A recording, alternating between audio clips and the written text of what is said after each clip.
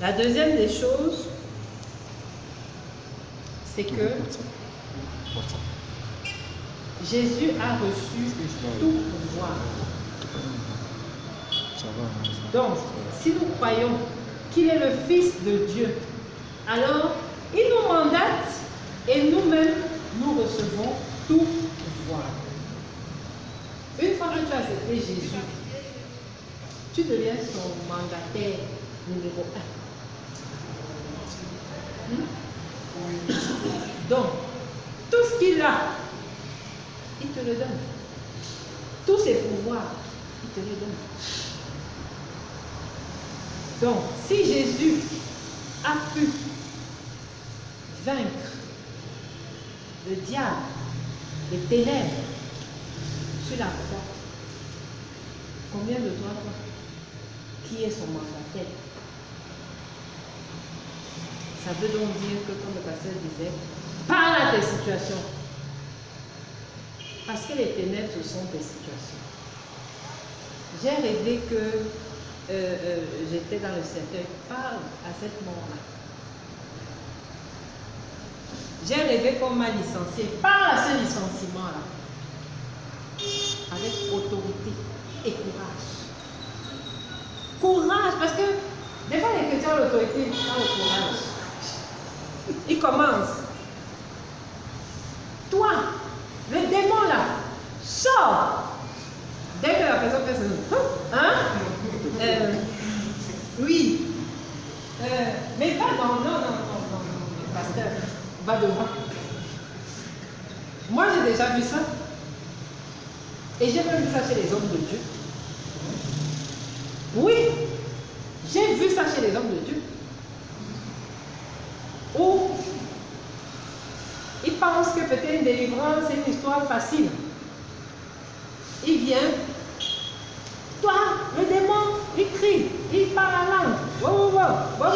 Dès que le démon a commencé, celui qui a reculé, il dit que toi avance.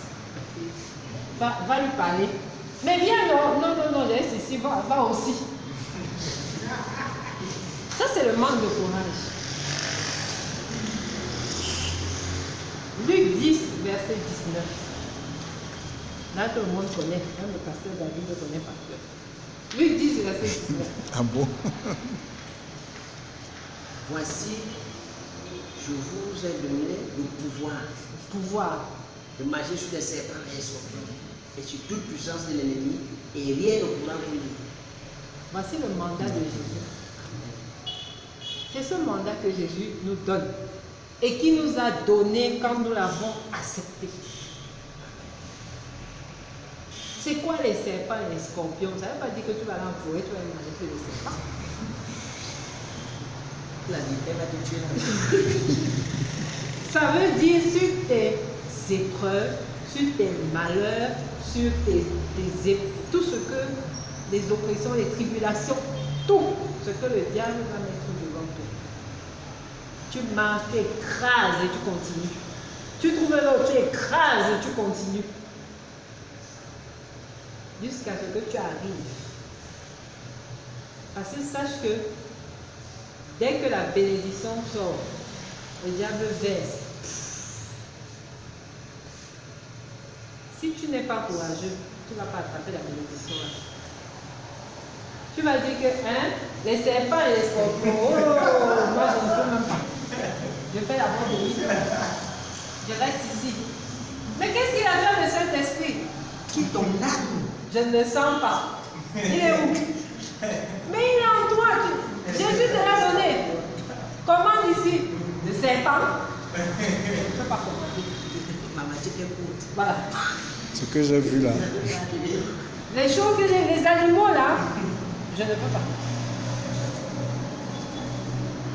Donc si tu n'es pas courageux, tu n'avances pas. Et le Saint-Esprit ne va pas te faire avancer. C'est toi qui avances et le Saint-Esprit t'accompagne. Moi, j'aime bien les chrétiens. Parce que les chrétiens, c'est toujours... c'est Dieu qui a décidé. Si je ne vais pas ici, c'est à cause de Dieu. Il ne veut pas. Tout ce que Dieu fait est bon. Tu n'as même pas essayé. Peut-être là que tout ce que Dieu fait est bon. Mais ma Bible ne dit pas tout ce que Dieu fait est bon. Elle dit, tout concourt au bien de ceux qui aiment Dieu. Ça veut dire que même l'épreuve là, tu dois affronter cette épreuve. Tu ne dois pas t'asseoir là pour dire que l'épreuve est là. Non, ce que Dieu fait est bon. Je reste sur place. S'il a mis là-bas, c'est que je dois aller là-bas. Ce n'est pas ça. La Bible dit, tout ce que Dieu fait pour ses enfants. Voilà, c'est bon. C'est pour ses enfants. Pour ses enfants. Même les épreuves, même. Si tu aimes les épreuves, c'est bon. Mais bien entendu, un courageux, c'est quelqu'un qui a reçu Jésus-Christ. C'est quelqu'un qui a reçu le Saint-Esprit. Il ne faut pas avoir le courage du monde, que j'appelle le faux courage, où tu te mets, tu commences à attaquer les gens et tu dis que on va venir te sauver. Il ne faut pas avoir ce genre de courage. Il ne faut pas avoir le courage de certains serviteurs de Dieu qui n'ont pas reçu le mandat de chasser les démons, mais qui partent chasser les démons jusqu'au jour où le démon les fouette. Parce que moi j'ai déjà vu ça. J'ai vu un démon qui a fouetté un pasteur devant tout le monde. Le pasteur a arrêté de parler. C'est la vérité, hein? On a porté le pasteur. Suivez bien, on l'a amené chez le prêtre exorciste. Le prêtre a dit qu'est-ce qui s'est passé? On a dit. Il dit que mais qui l'a envoyé toucher les démons? Le prêtre exorciste a fait tout ce qu'il a fait. Et c'est là où le pasteur a repris la parole. Après combien de semaines de mutisme? Parce qu'il n'avait pas autorité à le faire. Donc, n'allons pas faire parce qu'on a vu l'autre faire, etc. Ayons le courage dans la vérité. Et la justice, ça veut dire quoi? Si tu sais que ta voie est juste, alors fonce. Si tu sais que Dieu m'a dit que, alors je fonce. Ce n'est pas que Dieu t'a dit que tu seras pasteur. Toi, tu dis que, comme j'ai l'Esprit Saint, je m'avais me présenter aux élections présidentielles. Il y a un problème. Dieu ne t'a pas envoyé là-bas. Donc, quand tu vas là-bas avec ton faux courage, tu ne peux pas parler l'Esprit Saint. Mais par contre, si tu ouvres l'église, alors, même si tu ouvres en planche, l'Esprit va agir et ça va grandir. Et même si tu n'as même pas d'argent, les gens vont venir de tout bord te remettre l'argent. Donc le courage, c'est dans la justice et la vérité. Tu ne vas pas venir jouer les courageux devant quelqu'un alors que tu es en train de sortir des discours mensongers. Tu sais très bien que tu mens, mais tu pars dire à l'autre que oui, moi je suis avec Dieu, et Dieu fait ceci pour moi, et Dieu... Non. Ça, ce sont les discours mensongers. Alors l'Esprit n'est pas avec toi là-bas. Je voudrais qu'on prenne le livre d'Éphésiens 6.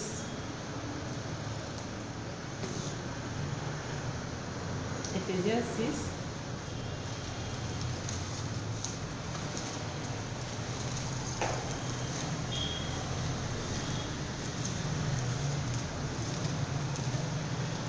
Éphésiens 6.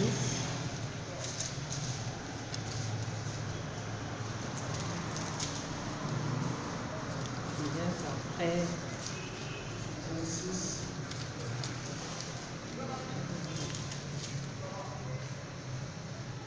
Il est déjà. Oui, oui, Éphésiens 6. Verset 10.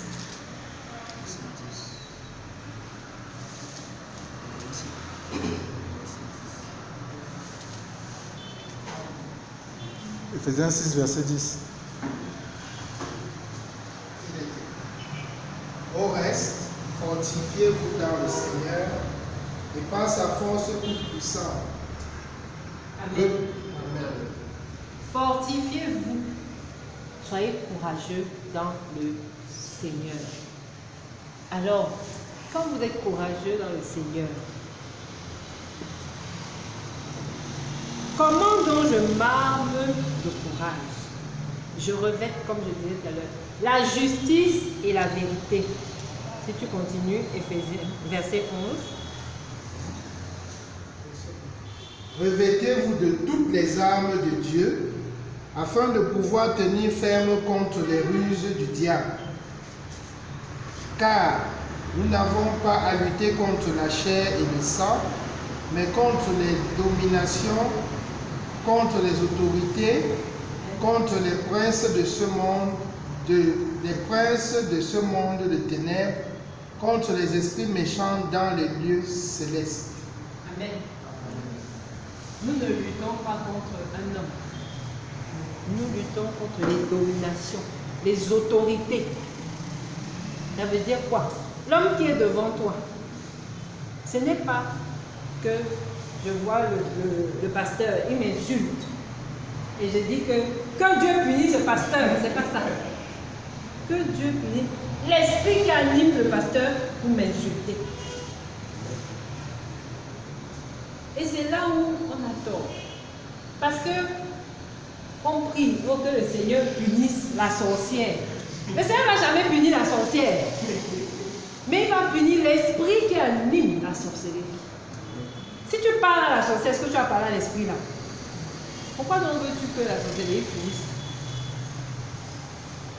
Toi, tu es en train d'accuser la femme qui ne connaît rien. Alors que derrière, il y a une autorité.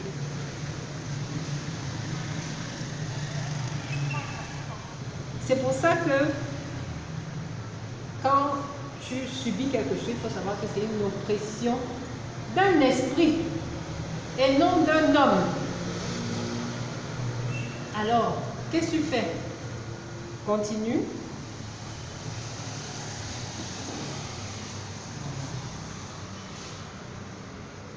C'est pourquoi prenez toutes les armes de Dieu afin de pouvoir résister dans le mauvais jour et tenir ferme après avoir tout surmonté. Amen. Amen. Les armes de Dieu, c'est pour les courageux. Est-ce qu'un pasteur, est-ce qu'un militaire qui n'est pas courageux va au combat? C'est lui qui demande le certificat médical. C'est lui qui demande le certificat médical pour ne pas aller. Mais le courageux dit que donnez-moi les armes là. Donnez-moi. Les gens là, c'est même l'équipe. Je m'en vais. Alors, quelles sont nos armes? À nous, les courageux chrétiens. On continue. Tenez donc ferme. Ayez à vos reins la vérité pour ceinture. Revêtez la cuirasse de la justice. Mettez pour chaussure à vos pieds le zèle que donne l'évangile de paix. Amen. Amen. La justice et la vérité. Moi, quand quelqu'un vient vers moi, il me dit, ma mère ceci, mon père ceci, je dis, toi-même tu as fait quoi? Parce qu'il ne faut pas venir accuser les gens. Toi-même tu as fait quoi? Est-ce que tu étais dans la justice? Est-ce que tu étais dans la vérité? Si tu n'étais pas dans la justice et la vérité, je dis, repens-toi d'abord.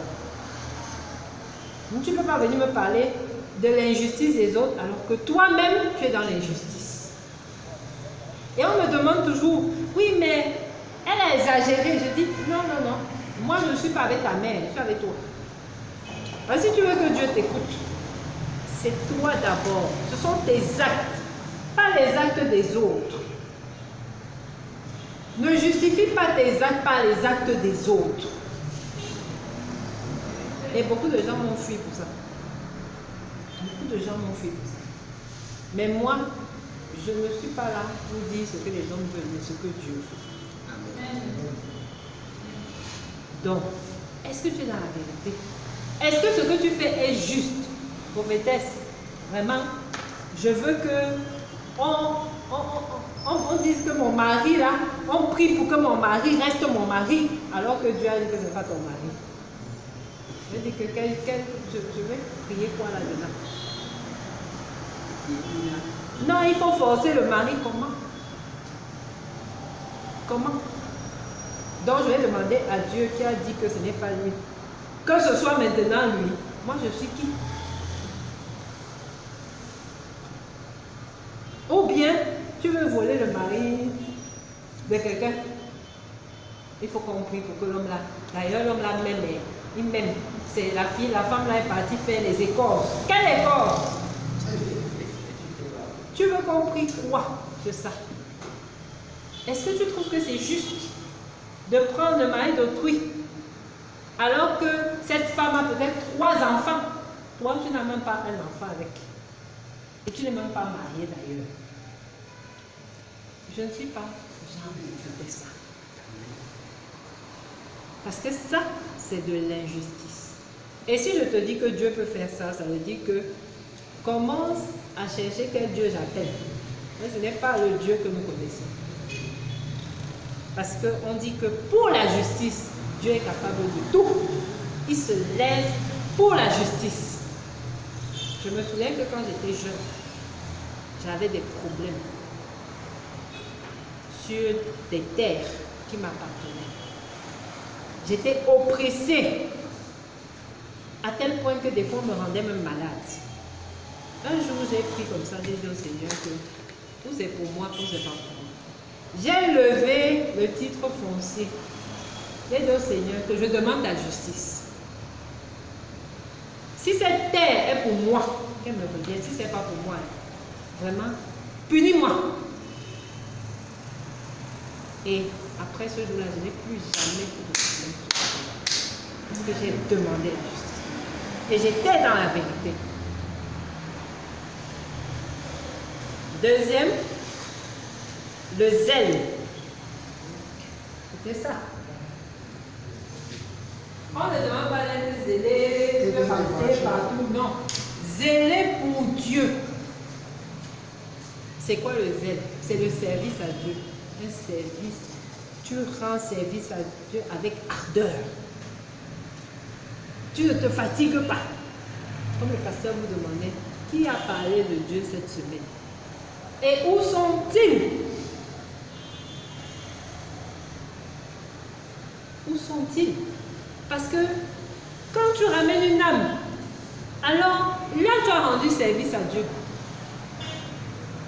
Mais si tu as seulement allé parler, après tu l'as laissé aller boire au bar ou je ne sais pas, aller se perdre là où il se perdait avant, est-ce que tu as véritablement rendu service? Non. On ne parle pas à Dieu pour parler.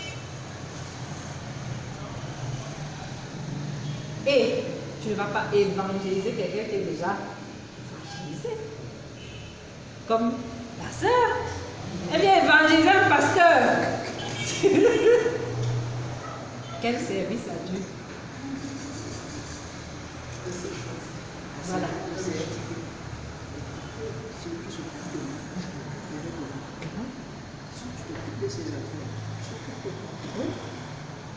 C'est les charges à ce niveau avec Dieu. Donc, si tu t'occupes de Dieu, tu ramènes les âmes.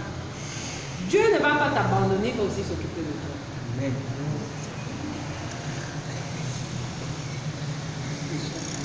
Parce que tu viens à la prière. Oh, je m'en vais, maman, la prophétesse prêche bien. Tu t'assois. Mais tu as sauvé combien d'âmes? Ces enseignements qui te font plaisir, qui te font avancer, ne penses-tu pas que ça aiderait beaucoup autour de toi? Évangélise avec ardeur. Ça veut dire que même si on te dit que va là-bas avec ton Dieu, tu dis que non, je ne pars pas. Je suis venu vous évangéliser. Venez, il y a du bon. Si peut-être quelqu'un vient frapper ici, à la porte, on le chasse. Il revient 2 minutes après. On le chasse encore. Il revient 10 minutes après, il frappe. On le chasse. Il revient 1 heure après, il frappe, on va faire quoi? On va ouvrir. Donc il faut insister. Il faut persévérer. On entend souvent que non, vraiment le cœur de celle-là est dur. C'est dur comment? Dieu a fait son cœur plus dur que le tien. Vous avez le même cœur. Vous êtes tous pareils. Je ne demande pas que vous évangélisez, les gens pouvez m'amener l'argent. D'ailleurs, qui me donne l'argent ici? Personne. Dieu m'a donné les mains pour travailler. Mais pour que tout le monde ait le salut. Parce que Dieu ne veut pas que les gens périssent. Il ne veut pas que ses enfants périssent. Il veut que ses enfants soient sauvés. On continue. Prenez par-dessus tout cela un bouclier de la foi. Amen. Amen. La foi.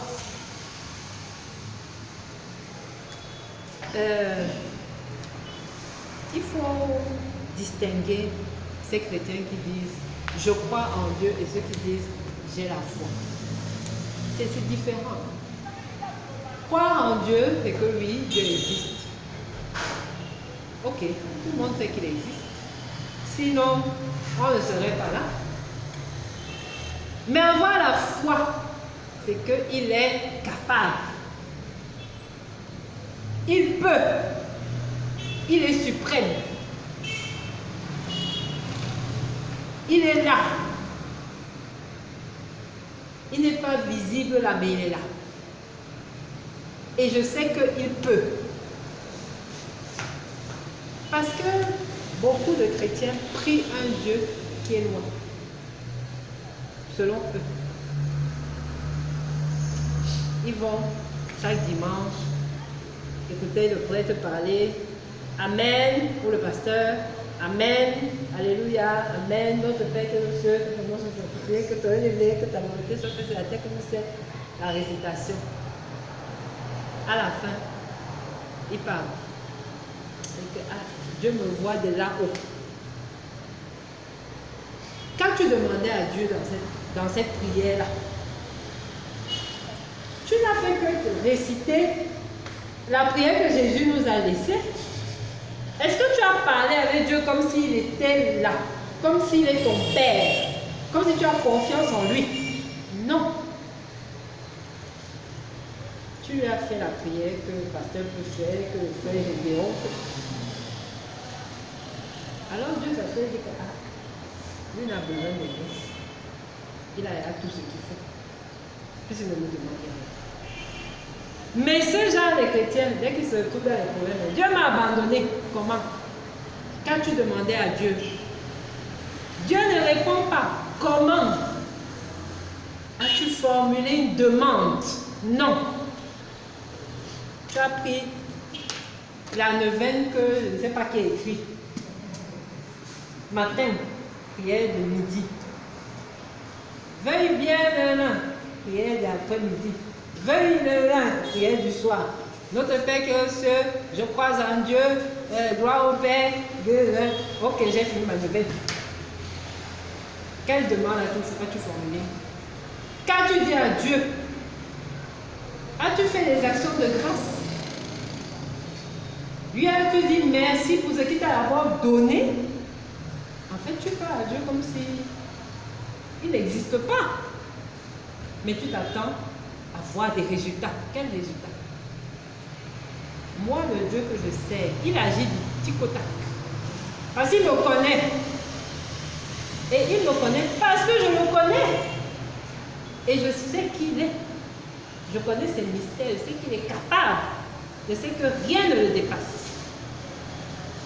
Donc je peux vivre sainement.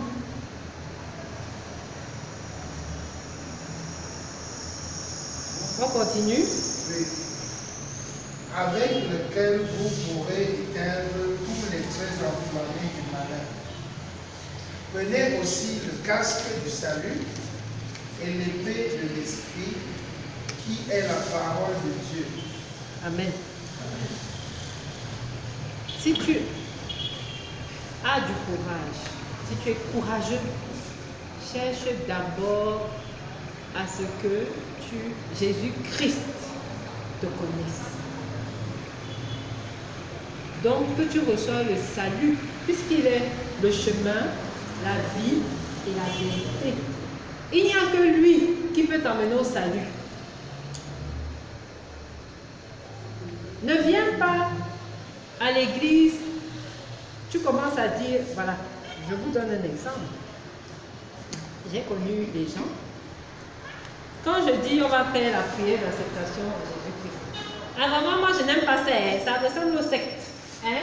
Vraiment, je ne sais pas, Jésus me connaît déjà. Hein? Je dis, oui, mais ça te dérange en quoi de faire cette prière puisque Jésus te connaît? Non, non, non, ce sont les formules des sectes. Okay. Je parle de Jésus-Christ. Prière. Est-ce que j'ai parlé d'autre chose? Je me pose des questions que, mais on est donc toujours en train de prier ou bien on est ailleurs? Non, de toute façon, Jésus me connaît. Mais entre-temps, tu es dans le péché. Entre-temps, tu es prisonnier, captif de la convoitise. Mais tu viens me dire que Jésus te connaît. Je te signale que à chaque péché, tu dois demander pardon. Donc, tu n'as pas demandé pardon. Tu es dans ta convoitise, mais tu oses dire que Jésus me connaît. Je te dis donc qu'il ne te connaît pas.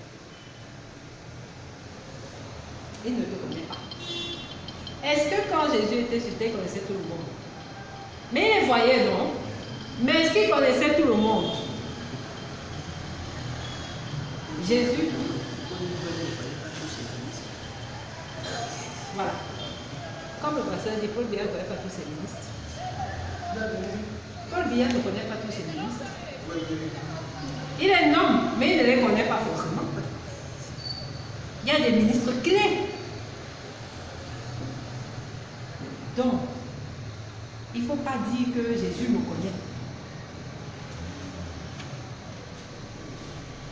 Il y a le pasteur David qui me parlait d'une ancienne fidèle. Il me dit, ah, tu sais, elle a des problèmes, elle a fait ci, elle a fait ça. Demande pas à Dieu. Je demande Seigneur. Il me dit, je ne la connais pas. Et quand vous entendez, je dis, allez dire qu'il ne la connaît pas. Et il est parti lui dit, mais comment? Je prie, je saisis. Il ne te connaît pas. Parce que tu ne fais pas ce qui lui plaît. Tous les gens que Paul Biya ne connaissait pas, ils sont à Tonenguier. Oui, oui, oui. Peut-être ils les voyaient, peut-être ils les saluaient, ils savaient même que ça c'était le nom. Mais comme ils ont fait des choses qui ne lui plaisaient pas, allez, en prison. C'est pareil avec Jésus. Hein. Il nous connaît physiquement, puisque c'est le Père qui nous a créés. Mais, si on est dans le péché, il ne nous connaît pas. Donc la prière d'acceptation, c'est une prière importante.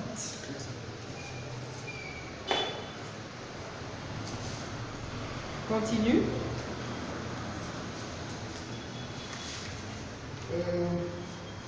Faites en tout temps, par l'Esprit, toutes sortes de prières et de supplications. Veillez à cela avec une entière persévérance et priez pour tous les saints. Amen. Amen. La parole de Dieu. Parce que cette parole est esprit et vie. Tout chrétien se rapproche de Dieu par la parole. Elle est esprit et vie. Celui qui a lu la Bible, comme le roman, je suis désolée, il n'a pas lu la Bible. Parce que quand moi je prends un passage, il y a ça prend effet. Et je vois. Mais celui-là qui a lu, vraiment il a lu de Genèse à Apocalypse, je n'ai rien vu, il y a un problème. Tu n'as pas lu la Bible. Et quand on essaye d'expliquer ça, que quand on lit la Bible, Dieu nous parle. Quand on lit la Bible, Dieu agit. Non, non, non, vraiment, c'est n'importe quoi. Moi, j'ai déjà lu, je ne vois pas. Demande-toi pourquoi tu ne vois pas. Demande-toi pourquoi tu ne vois pas. Moi, des fois, j'ai mes problèmes là. C'est même le pasteur qui m'appelle. Le Seigneur a dit d'ouvrir 1 Corinthiens 12, verset 5. Je me demande, mais celui-là, il m'appelle pourquoi? Pourquoi il me donne ces passages-là? Je lui dis que Dieu a dit quoi? Il dit que 1 Corinthiens 12, verset 5. Je pars, j'ouvre 1 Corinthiens 12, verset 5. Et le Seigneur me met exactement dans ma solution. Pourtant, quelqu'un va venir dire 1 Corinthiens 12, verset 5, il va dire que mais ça parle même de quoi? Ça sert même à quoi? Mais moi, ça prend effet dans ma vie.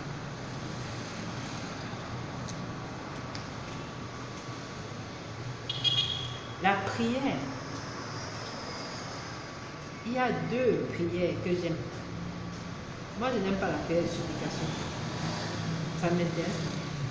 J'aime la prière d'intercession et la prière d'action de grâce. C'est ce qui est fort devant Dieu. Je disais ce matin à mon fils que j'ai reçu un fidèle. J'ai failli pleurer devant lui. Mais je suis restée calme parce que si je pleurais, il allait pleurer 2 fois plus. Je disais à mon fils, lui il était sous le masque, il ne voulait pas enlever le masque parce qu'il ne voulait pas qu'on voit ses larmes, il était sous le masque. Il ne voulait pas voir qu'on voit l'expression de son visage. Mais c'était pathétique. J'aurai l'occasion de vous raconter ça pendant les témoignages. En sortant de là, j'ai dit à mon fils, on ne doit même plus rien demander à Dieu. Parce que quand tu vois la qualité de Cassie, nous, on a l'argent de taxi, ou on a la voiture, on a la maison, on mange, on a les enfants qui se portent bien, on a la santé, on a la paix. Qu'est-ce qu'on n'a pas? Pourquoi maman dérange Dieu? Je lui ai dit ça le matin, je lui ai dit que non. Moi, je m'en veux même. Seigneur, vraiment, je veux avoir l'argent. Mais ça, c'est pour assouvir mes besoins de convoitise. Parce que je me dis, non, vraiment, la Yaris, ça ne suffit pas. Il me faut maintenant la Mercedes. Certains même, on te dit qu'on va avoir ton mari, parce que peut-être les couilles, il est gros. Je dis que moi, je veux un Brad Pitt devant moi. Ce n'est pas la qualité là. Tu le vois, l'homme de Dieu ne voit plus. Il y a quelqu'un qui m'a dit que Dieu connaît mes goûts. Je suis restée là, je dis que vous ne savez même pas de qui vous parlez. Il sait ce qui est bien pour toi, mais ce ne sera pas forcément ton goût. Mais si tu pars chercher ton goût, c'est la mort. Mais tu vas chercher ce que Dieu te donne, c'est la vie. Alors tu peux faire quoi? Mieux je pars chercher ce que Dieu me donne. Même si on m'insulte, on dit que vraiment la prophétesse est partie chercher un escroquerie. Non, c'est Dieu qui m'a donné.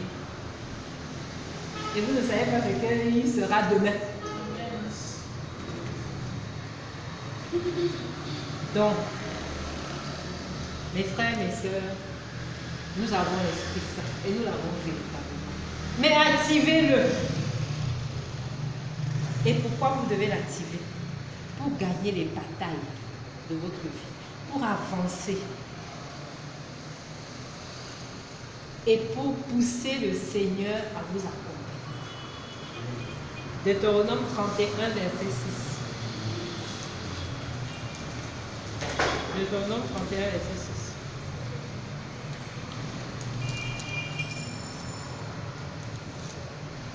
Deutéronome 31, verset 6. Fortifiez-vous et ayez du courage. Ne craignez point et ne soyez point effrayés devant eux. Car l'Éternel, ton Dieu, marchera lui-même avec toi. Il ne te délaissera point. Il ne t'abandonnera point. Amen. Encore fortifiez-vous. Encore prenez courage. Et l'Éternel, ton Dieu, marchera avec toi. Donc, sois d'abord courageux. Le reste suit. Donc, je vous exhorte à avoir du courage. Dieu n'a pas dit que la route serait facile. Il a dit, vous aurez des tribulations. Mais je serai avec vous. Il a dit, gardez silence. Je combats pour vous. Il n'a jamais dit que pour toi, le chrétien, tout est ouvert. Vas-y, avance. Les démons vont fuir seuls. Non, il n'a jamais dit ça. Donc, je vous exhorte, à partir de ce soir, à prendre courage. Vous connaissez